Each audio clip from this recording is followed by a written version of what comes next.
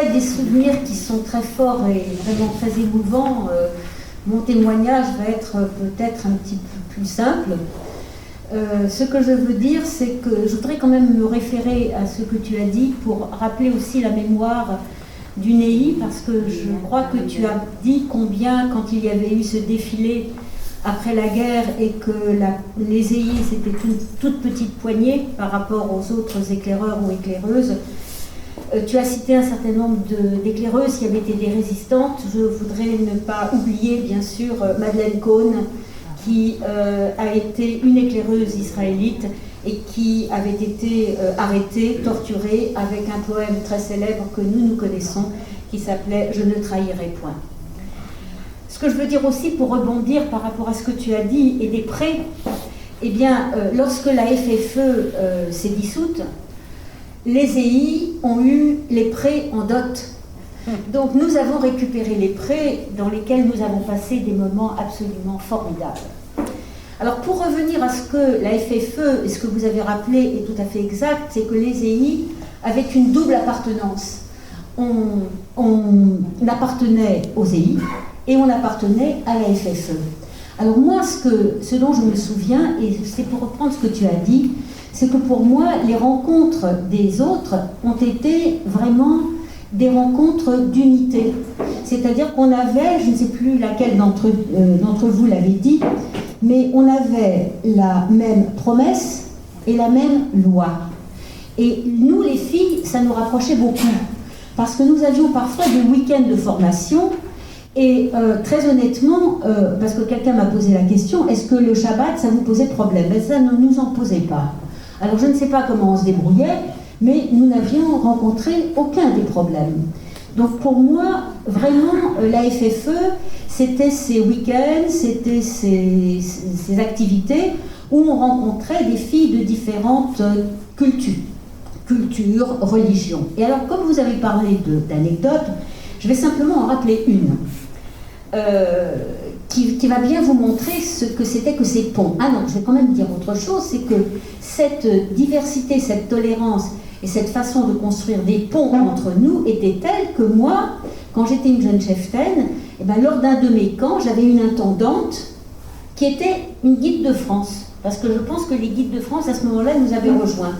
Ben, mon intendante, qui avait été formée à la Victoire par J.P. Bader, que certains connaissent bien, c'était elle qui était l'intendante du camp et qui veillait à ce qu'on mange cachère. Et je vous assure que si on faisait la moindre entorse, c'était elle qui était là pour nous rappeler les règles alimentaires juives. Alors, quelle est l'anecdote?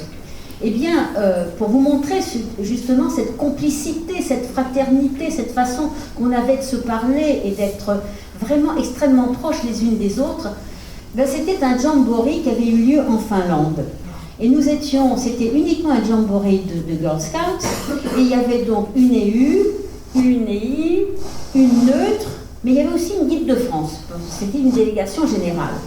Et donc, on était arrivés en Finlande, et parce que je ne peux pas raconter vraiment tout, mais il se trouve d'abord que moi, j'avais perdu mon passeport. Et pour aller jusqu'en Finlande, on prenait le train, il fallait passer beaucoup de frontières.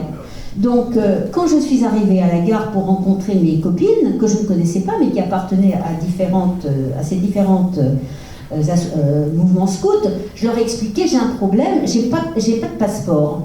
Alors elles m'ont dit, oh, ben, c'est pas grave, on va monter dans le compartiment, puis quand le douanier va arriver, on va passer nos passeports, ça va aller très vite.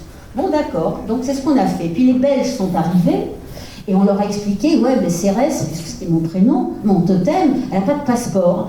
Donc les Belges ont dit, ouais, c'est pas grave, on va toutes se mettre dans le même compartiment. Donc là, le douanier, il ne peut absolument pas venir pour calculer les passeports. Et comme ça, on est arrivé jusqu'en Finlande. Et en Finlande, il s'est passé autre chose. C'est qu'il fallait lever les couleurs. Et donc, chacune avait un drapeau qui était posé, et on devait très solennellement arriver, prendre notre drapeau, arriver jusqu'au grand tableau, et on devait lever les couleurs. Sauf que moi, je me suis trompée de drapeau, parce que la Hollande et la France, c'est bleu, blanc, rouge. Et j'ai pris le drapeau des Hollandaises. Donc, nous, on est arrivés solennellement, alors regardez pas, on a levé les couleurs, et alors F c'est France, c'est avant N, Netherlands. Donc nous, on a levé le drapeau, franchement, on n'a pas vraiment fait attention. Et à ce moment-là, les Hollandaises sont arrivées, et elles ne trouvaient pas leur drapeau. Donc, elles ont fait un scandale. Et elles sont venues vers nous en nous disant « c'est notre drapeau ». Et on a dit « on ne va pas le baisser maintenant quand même pour vous le rendre ». Et toutes mes amies ont gardé de ce jamboree un souvenir extraordinaire. Ce qui fait qu'ensuite, on a continué, c'est ça que je voudrais dire pour aujourd'hui. Les 4 ou 5 cheftaines, on a continué à faire des activités ensemble. C'est-à-dire qu'on avait envie de continuer, on avait envie de partager. Et si je devais simplement, moi, lancer un message pour la suite, c'est que nous avons besoin de ces partages. Et comme je vois beaucoup de garçons là qui sont là, les filles sont des vecteurs de transmission, de dialogue et de pont comme vous ne pouvez pas imaginer. Alors maintenant, dans tous vos mouvements, c'est la chose qu'il faut faire aujourd'hui, surtout en ce moment, dans notre société qui se fracture, que les scouts, qu'on soit démodés ou pas démodés, nous avons la chance d'avoir dans nos mouvements des filles et des garçons qui sont exceptionnels. Servez-vous de ces filles, servez-vous de ces ponts, faites en sorte qu'ensemble, on se rencontre, qu'on se comprenne. C'est le seul message que je voudrais vous transmettre.